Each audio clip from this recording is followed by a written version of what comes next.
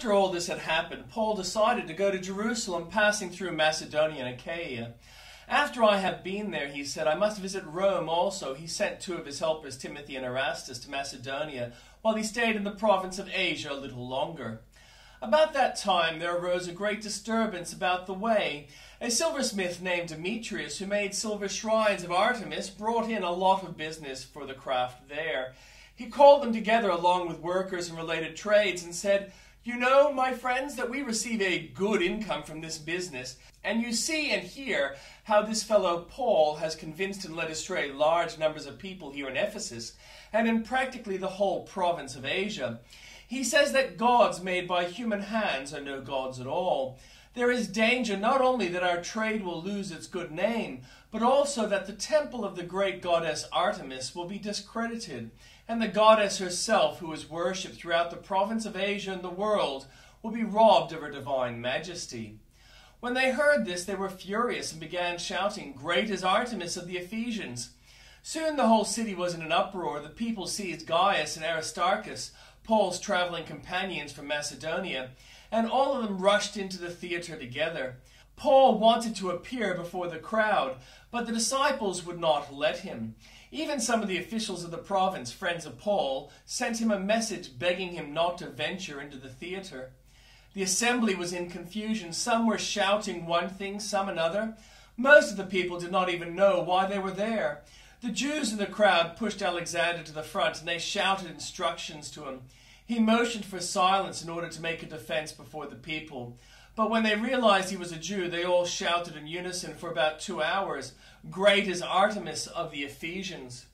The city clerk quieted the crowd and said, Fellow Ephesians, doesn't all the world know that the city of Ephesus is the garden of the temple of the great Artemis and of her image, which fell from heaven? Therefore, since these facts are undeniable, you ought to calm down and do not do anything rash. You have brought these men here, though they have neither robbed temples nor blasphemed our goddess. If then Demetrius and his fellow craftsmen have a grievance against anybody, the courts are open and there are proconsuls. They can press charges. If there is anything further you want to bring up, it must be settled in a legal assembly. As it is, we are in danger of being charged with rioting because of what happened today. In that case, we would not be able to account for this commotion, since there is no reason for it. After he had said this, he dismissed the assembly. And the Old Testament reading, How long, Lord, will you forget me forever? How long will you hide your face from me? How long must I wrestle with my thoughts, and day after day have sorrow in my heart? How long will my enemy triumph over me? Look on me and answer, Lord my God. Give light to my eyes, or I will sleep in death. And my enemy will say, I have overcome him, and my foes will rejoice when I fall. But I trust in your unfailing love. My heart rejoices in your salvation. I will sing the Lord's praise, for he has been good to me.